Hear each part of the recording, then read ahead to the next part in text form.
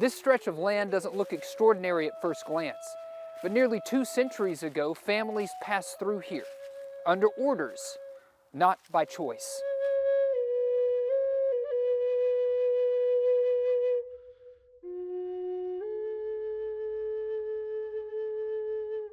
And the ground still holds that memory. This is Whispers in the Holler.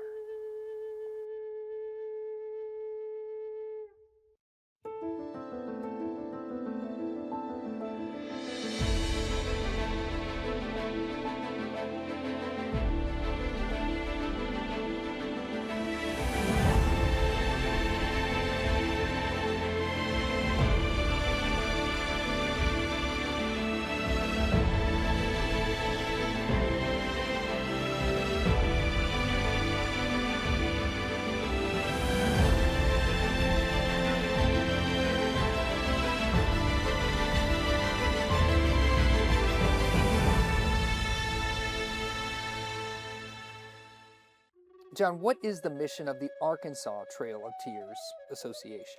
Well, there's a national association of the Trail of Tears, and then each state has its own chapter.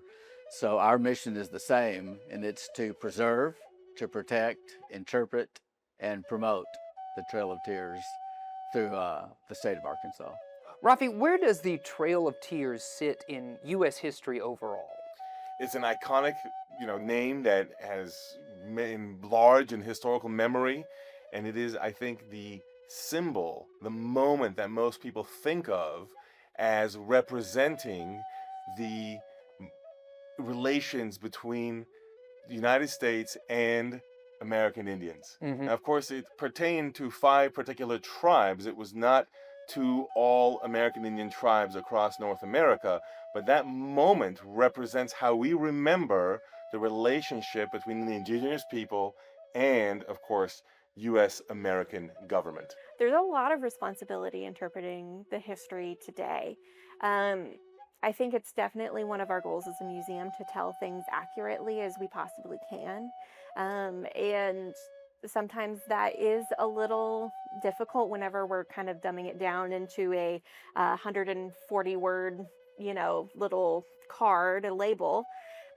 And so, especially whenever the history expands so many people and also so much time, it can get really difficult.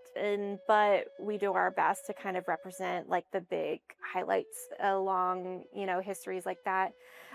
We're also telling that history from multiple perspectives of multiple tribes. And also across the United States. I mean, while the Trail of Tears was mostly the 5 southeastern tribes, in the 1800s, especially, from the time of Trail of Tears on, a couple decades on, there was tribes all over the country that were being displaced and put into new lands. Like, for example, the Navajo Diné Nation, they are experiencing the long walk in that century, and so they're being displaced as well as, of course, the tribes of Arkansas, the Caddo, Quapaw, and Osage. They're also being kind of pushed into Indian territory at the time. So when people hear Trail of Tears, what do you think they often misunderstand? I think the biggest misconception is either that it's just the Cherokee that were involved in this, or maybe that this is the whole story, like the Trail of Tears. And it's actually a much bigger story. There's so many more tribes that are involved and nations that are involved in this process. And it also starts long before. There's kind of a slow removal process from the first, colonies being established, basically. So it took a longer amount of time than people might realize. Right, yeah. So starting, 1600s, we're already kind of moving them out of their traditional homelands. And then as they butt up against each other, they're, competing and warring amongst themselves for territory, resources, and they're getting shoved and shoved and shoved and shoved more into the interior. And that's happening from all different directions.